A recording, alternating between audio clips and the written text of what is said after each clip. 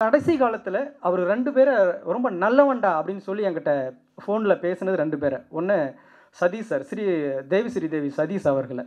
அவர் கொள்கை ரீதியாக வேறு தளத்தில் இருந்தாலும் அவரை ரொம்ப நல்லவன், அவன் ரொம்ப நல்லவன் சொல்லிக்கிட்டே இருப்பார். அதே மாதிரி இன்னொருத்தர் சொன்னார்னா ப்ளூ சட்டை மாறன் அவர்கள். அவன் ரொம்ப நேர்மையானவன், நல்லவன் அப்படின்னு. நான் டெடிகேட்டிவானவன், நான் ஹார்ட் ஒர்க்கர், நான் புத்திசாலின்னு பேர் வாங்கிட முடியும். ஒரு சம்பவம் போதும். ஆனால் ஒருத்தர்கிட்ட நல்லவன்னு பேர் வாங்கணும்னா லைஃப் லாங் அவன் நல்லவனாகவே இருந்திருந்தால் மட்டும்தான், ஒரு பெரிய ப்ராசஸிங் நடந்திருந்தால் மட்டும்தான் ஒருத்தனை நல்லவன் சொல்லுவாங்க. அப்படி ஒரு நல்லவன் அவரால் அடையாளப்படுத்தப்பட்ட ப்ளூ சட்டை மாறன் அவர்கள் அவரை பற்றி பேசுவார். எல்லாருக்கும் வணக்கம். நான் பொதுவாக இந்த மாதிரியான பொது நிகழ்ச்சியில் கலந்துக்கிறதே கிடையாது. வேலுப்பிரகாஷ் சாரோட விஷயன்றதுனால மட்டும்தான் இதில் கலந்துக்கிட்டேன்.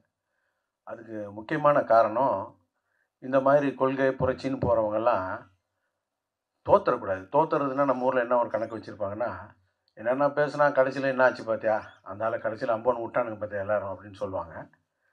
அந்த பயம் எனக்கு இருந்தது. தம்பி ராஜ்குமார் கூட நான் அதை பேசிக்கிட்டே இருப்பேன்.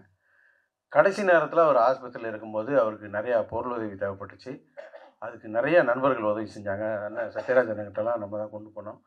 அண்ணன்லாம் பெரிய உதவி செஞ்சார். தம்பி அந்தோணிதாசன், அந்த மாதிரி நிறைய பேர் உதவி செஞ்சாங்க. இதை தாண்டி குடும்பம்னா நிறையா குழப்பம் இருக்கும், பிரச்சனைகள் இருக்கும்.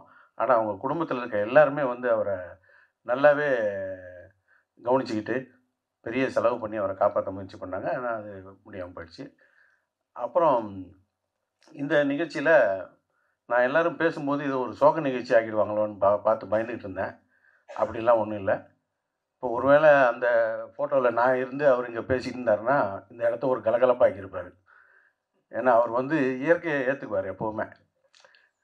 மனுஷனாக பிறப்பான் செத்து போடுவான்ட்டு. ஆனால் அவர் இறந்ததை வந்து என்னால் ஏற்றுக்க முடியல. என்னுடைய நண்பர்கள் வந்து நிறையா பேர் இறந்துருக்காங்க அந்த மாதிரி. ஆனால் அவர் அன்றாட நான் நினச்சி பார்க்குறேன். அவர் கூட பழகின யாராக இருந்தாலும், ஒரு நாள் பழகியிருந்தாலும், ஒரு வருஷம் பழகியிருந்தாலும் அவர் மறக்க முடியாது. அந்த மாதிரி ஒரு பஞ்ச் வச்சுட்டு போயிடுவார். அப்படி நான் அவரை பற்றி நிறையா நினச்சி பார்க்குறேன். அது ஒரு முக்கியமான காரணம். என்னுடைய படத்தில் அவர் நடிச்சிருந்தார். இதே மேடையில் அவர் என்னுடைய படத்துடைய ப்ரமோஷனுக்காக பேசியிருக்காரு. அதெல்லாம் பார்த்தீங்கன்னா அவ்வளோ ஜாலியாக இருக்கும். நீங்கள் வீடியோவில் பார்த்தீங்கன்னா இப்போ கூட யூடியூப்பில் இருக்கும். அதெல்லாம் அவரை பார்க்கும்போதெல்லாம் எனக்கு ஒரு பெரிய ஆச்சரியம். இப்போ நம்ம வீட்டில் ஏதாவது ஒரு சின்ன தப்பு பண்ணும்போது, ஒரு சாமி கும்பிடும்போது அதெல்லாம் நம்ம கிண்டல் கேலி பண்ணும்போது அவங்க எதிர்த்து பேசுவாங்க, சண்டையெல்லாம் வந்துடும் சமயத்தில். அவர் பார்க்குறவங்கட்டலாம் இதை பேசிகிட்டு இருக்காரு, அவர் எவ்வளோ பிரச்சனையை சந்திப்பார் அப்படின்ட்டு நான் அவரே கேட்டிருக்கேன். நான் முதல்ல சந்திக்கும் போதெல்லாம் அதை கேட்குறேன்.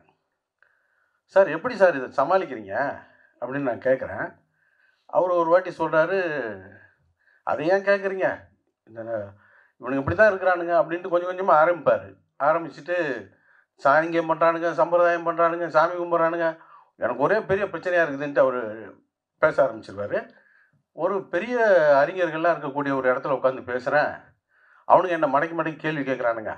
இதுதான் நமக்கு நல்ல சந்தர்ப்பம், இவனுங்களை இன்றைக்கி தீர்த்திடணும் அப்படின்னு சொல்லிட்டு நம்ம பேசிடுவோன்ட்டு பேசினேன். கடைசியாக நான் ஒரு பாயிண்ட்டை கையில் எடுத்தேன். நான் ஒரு விதையை கையில் எடுத்துக்கிறேன், கீரை விதையோ ஏதோ ஒன்று, நீங்களும் எடுத்துக்கங்க. நான் கடவுள் இல்லைன்னு சொல்லிட்டு மண்ணில் விதைக்கிறேன், நீங்கள் பாறையில் விதைங்க, எது விதைக்குதுன்னு பார்ப்போம் அப்படின்னு கேட்டேன்.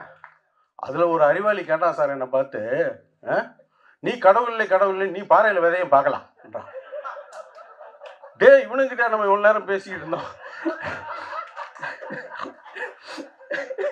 இவனுங்கிட்ட தான் நம்ம இவ்வளோ நேரம் பேசிக்கிட்டு இருந்தோம், கையெடுத்து கும்பிட்டு வந்துட்டேன் சார்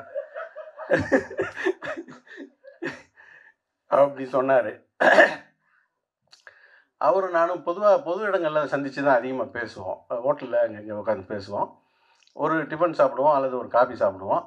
கொஞ்சம் நேரம் சுவாரஸ்யமாக போச்சுன்னா 2வது காஃபி சாப்பிடுவோம். ஏன்னா ஹோட்டலுக்காரன் பார்த்துக்கிட்டே இருப்பான்ல, உட்காந்துட்டு போக மாட்டேங்கிறானுங்கன்னு. 3வது காஃபி 4வது காஃபிலாம் போச்சுன்னா அன்றைக்கி செம்ம என்டர்டெயின்மெண்ட் இருக்குதுன்னு அர்த்தம். அதில் ஒரு பாயிண்ட்டை போடுவார், சார் நம்ம நாடே சார் காம்பவுண்ட் இல்லாத ஒரு பைத்தியக்கார ஆஸ்பத்திரி சார் அப்படின்வார். அப்போ இன்றைக்கி இருக்குது என்டர்டெயின்மெண்ட்டு அப்படின்னு சொல்லிட்டு 5வது காஃபி வரைக்கும் போயிடும். அன்றைக்கி செம காமெடியாக பேசுவார். பேசின விஷயத்தே தான் பேசுவார், இந்த மூட நம்பிக்கைகளை பற்றியும் கடவுளை பற்றியும் தான் பேசுவார். ஆனால் ஒரு நாள் பேசுனதை மறுநாள் பேச மாட்டார். அப்போ அவ்வளோ சிந்திச்சுக்கிட்டே இருக்கார் அதை பற்றி. அதனால தான் அப்படி பேச முடியுது. இப்போ என்ன நீங்கள் 10 மேடையில் ஏற்றுனீங்கன்னா 11வது மேடையில் பேசுனதை பேசிடுவேன். ஆனால் அவர்கிட்ட நான் பேசினப்போ ஒரு நாளும் பேசின வார்த்தை திரும்ப பேசினது கிடையாது. ஏன்னா அதை பற்றியே சிந்தனை. அப்படி ஒரு ஒரு மாமனிதர். ஒரு நாள்லாம் ஒரு கதை சொல்கிறாரு, என்கிட்ட உட்காந்து சொல்லிக்கிட்டு இருக்காரு. சொல்லும்போது நான் அவரை கேட்குறேன், இதுதான் கதை அப்படின்னு சொல்லி முடிக்கிறாரு. சரி சார், அதுக்கு என்ன இப்போ இதை என்ன பண்ண போகிறீங்கன்றேன். இது கதைங்க அப்படின்னாரு. இது என்ன பண்ண போகிறீங்க? இதெல்லாம் படமாக எடுத்தால் நல்லாயிருக்கும் அப்படின்றாரு. சார் இந்த கதையை எனக்கு கொடுத்துருங்களேன்ட்டேன். எடுத்துங்க சார் அப்படின்றாரு. அப்போ என் படம் சென்சாரில் போய் மாட்டிக்கிட்டு 48 கட்டோடு நிற்கிது பேண்ட் ஆகி.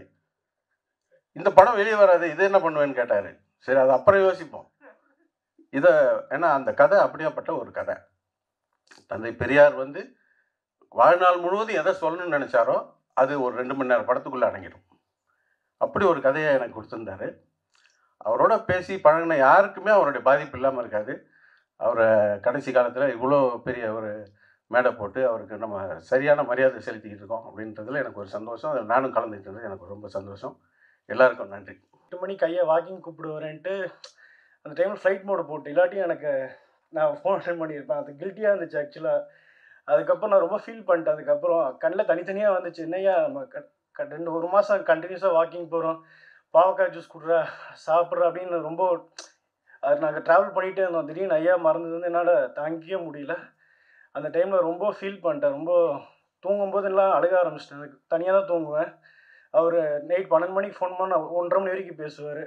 கடைசியாக பாண்டிச்சேரி நானும் அவரும் ட்ராவல் பார்ட்னர். எங்கே இருந்தாலும் டக்குன்னு ஐயா இந்த மேப்பில் எங்கே இருக்குன்னு தொடுங்க போகல அப்படின்ட்டு பாண்டிச்சேரி போயிடுவோம், அப்படியே மதுரை போயிடுவோம், அப்படியே ஏற்காடு, அப்படியே நிறையா ட்ராவல் பண்ணியிருக்கிறோம். ஐயா இல்லாத ரொம்ப வருத்தமாக இருக்குது. ஐயா நீ தயாரிப்பாளர் அமௌண்ட் ஆகணும்னு சொல்லுவார். ஐயா என்கிட்ட காசியில் எப்படியா தயாரிப்பாளர் நீ ஆவாடா அப்படிம்பார். அந்த தன்னம்பிக்கை அடிக்கடி ஊக்குவிச்சிட்டே இருப்பார். ஒரு மாதிரி எங்கள் அப்பா பிப்ரவரி மந்த் இறந்தார். இன்னொரு அப்பாவாக நினைக்கிறது ஐயா தான். அவரும் இது லாஸ்ட்டாக இறந்துட்டார். ஆனால் அதை எனக்கு எப்படி ஃபீல் பண்ணுறதுன்னு தெரியல. ரொம்ப எமோஷன் ஆகிட்டேன். ஐயா he's a legend actually. Arjun சொன்ன மாதிரி புக்கு படுறா அப்படிங்கிறது எல்லோரும் புக்கு படிக்கணும். அந்த மாதிரி ஹீஸ் அ லெஜண்ட். அவரோட கருத்துக்கள் நிறையா ஷூட் பண்ணி வச்சுருக்குறோம். உன்னை வரப்போகிற காலகட்டத்தில் யூடியூப்பில் கண்டிப்பாக நம்ம பதிவிட்டு அது மக்களோட சொல்லணும். ஸோ இங்கே ஐயாவை மனமார்ந்து எல்லோரும் ஃப்ரம் ஹார்ட்ஃபுல்லாக நீங்கள் ஐயாவை பேசினதாகட்டும், அதை பகிர்ந்துக்கிட்டதாகட்டும், எல்லோரும் நீங்கள் அந்த லவ் அண்ட் சப்போர்ட்டுக்கு எக்ஸ்ட்ரீம்லி தேங்க்ஸ். ராஜாண்ணா ரொம்ப ரொம்ப தேங்க்ஸ்ங்க. ராஜாண்ணா is a hottest producer in television. ஆனால் அந்த ப்ரொடியூசர்லாம் தாண்டி அந்த ஒரு வாரம் ஐசியூவில் நானும் அண்ணா தான் 1 மணி வரைக்கும் இருப்போம். இதுக்கு முக்கியமாக ஒரு தேங்க்ஸ் சொல்கிறது எல்லோரும் மறந்துட்டோம். அனீஷ், டாக்டர் அனீஷ். இந்த டாக்டர் அனீஷ் தான் ஐயா கூட கண்டினியூஸாக இருந்திருக்கார் அந்த டைமில். அனீஷ் உங்களோட சப்போர்ட் எங்களுக்கு ரொம்ப ரொம்ப தேங்க்ஸ். ஆக்சுவலாக ஐயா கூட நீங்கள் ரீசெண்டாக பழகினீங்க. ஆனால் ஐயாக்கிட்ட நீங்கள் நிறைய விஷயம் கூட இருந்து நீங்கள் ஒரு குழந்தை பார்த்துக்கிற மாதிரி ஐயாவை பார்த்துக்கிட்டீங்க. அனீஷ் ரொம்ப எக்ஸ்ட்ரீம்லி தேங்க்ஃபுல் ஆக்சுவலி நீங்கள் ஐயா கூட இருந்தது. அதே மாதிரி செல்வா, மூர்த்தி, அதுக்கப்புறம் நிறைய பேர் இருக்காங்க. நிறைய பேர் மிஸ் பண்ணிட போகிறோன்னு தான் நான் சொல்கிறேன். கூட ஐயா கூட ட்ராவல் பண்ண நிறைய பேர் இருந்திருக்கிறாங்க. அவங்க எல்லாருக்குமே தேங்க்ஸ். ஆக்சுவலாக இங்கே வந்திருந்த அனைவருக்கும் என் மனமார்ந்த நன்றிகள்.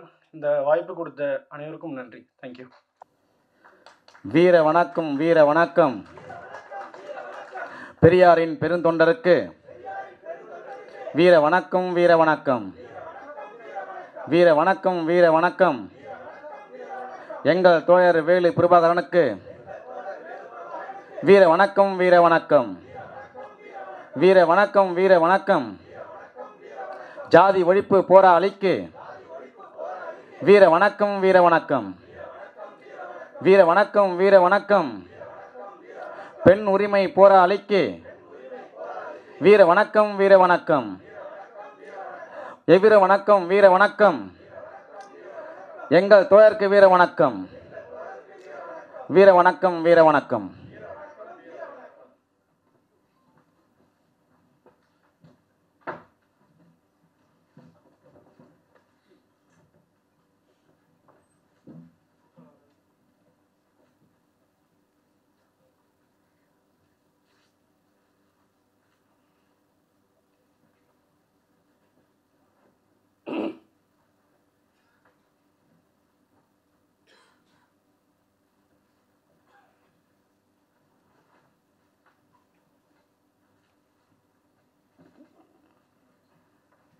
தண்ணி தண்ணி